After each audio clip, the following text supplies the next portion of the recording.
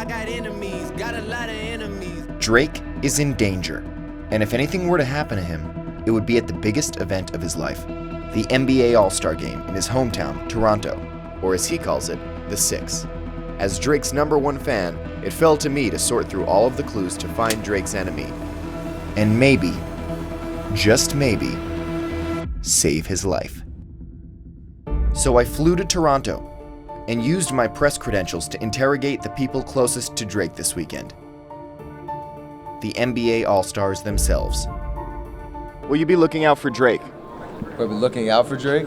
Maybe run into him, have some fun. Do you feel like you and Drake are on the same side? What, same side? Yeah. I think he's going for the East. Nothing will happen, right? Excuse me, what?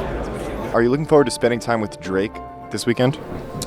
I mean, that wasn't on the agenda. So you would never turn on Drake? No. Suspicious. They're gonna say no because that is what Drake's enemy would say. With the All-Stars slowing down my investigation, I headed over to Junior NBA Day, where potential suspects were lurking everywhere. You guys heard any suspicious rumblings? Pardon? You would never turn on Drake? Word. Okay, cool. You'd never turn on, okay. So you would never turn on him? No, I can only say no, not today. Would you guys ever turn on Drake? No! We never turn on Drake. No. We never turn on Drake. Okay, now here's the Drake! Nobody seemed to know anything, but there was one more scene to scope out. The celebrity game red carpet. Has anybody seen Drake? Just looking for Aubrey Graham. Are you dangerous tonight? No. I'm not one of the enemy. What'd you do? I'm just trying to give you a... We do it like this in the absolutely. NBA. There you go. There we go. Drake has a lot of enemies. Are you dangerous tonight? I've always been dangerous, but tonight you're just gonna see it on a different level. Dwyane, let's go! Kevin had become my #1 suspect. When suddenly, Drake appeared. Drake, I got your back no matter what, for always, forever. I had securely escorted Drake into the venue, but I sensed that he was growing concerned. I'm nervous, first of all. This is probably like one of the biggest moments of my life, if not the biggest moment of my life. So I staked out the crowd to ensure that he could coach the celebrity game and remain unharmed.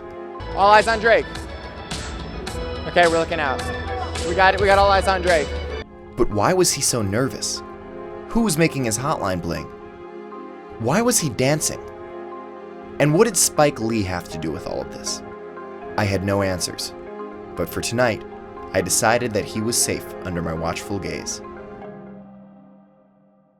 Yet I was growing worried that my athletic skills would not be sufficient in the event of an emergency.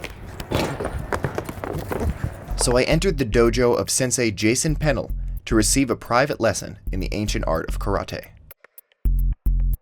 And 1, Drake! 2, Drake! 1, I come in. Boom. 3, and 4. What about moves if I see a suspicious individual and I want to take him out? Boom, right to the throat. You drive up with the legs, and you can flip them. It was obvious that the student had become the master. All that was left to do now was pray. Blessed be the sixth God who watches over us with his views and encourages us to take care. I was finally ready to complete my mission and defend Drake at the NBA All-Star Game.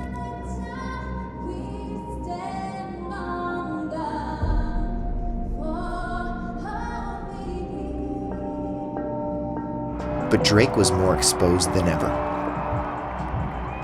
And despite their earlier alibis, Stephen Curry and Kevin Durant were getting disturbingly close. Be quiet!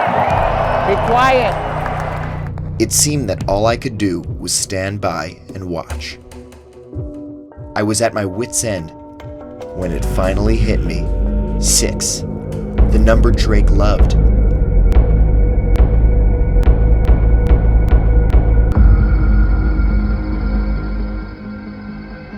Section 106, row 6, seat 6, and there he was. Sir, please come with me. Sir. I know who you are. Please come with me. Sir, please come. Sir, please come. And you will never threaten Drake's life again. I safely removed the enemy from Air Canada Centre where there was no re-entry. The threat had finally been neutralized. I saved Drake's life. Let's go, Drake! And wherever he goes, I'll always be watching. Do you have any reason to be concerned about Drake tonight? Yeah, Drake's on his way to hell if he doesn't repent. If he died today in a tragic event, he would end up tormented in flames by Jesus' words and judgments, not my words, it's what Jesus said.